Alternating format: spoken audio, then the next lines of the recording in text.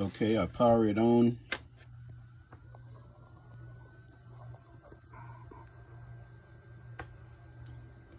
Hit prepare.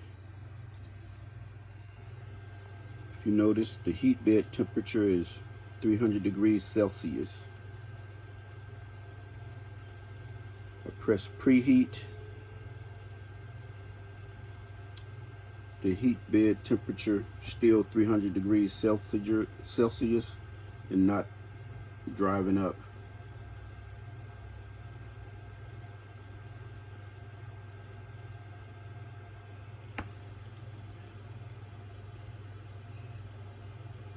The temperature is changing on the extruder.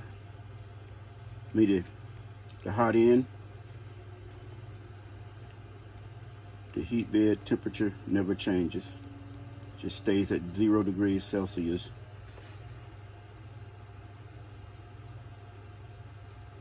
So I know this room temperature is not 300 degrees Celsius. That can't be the current.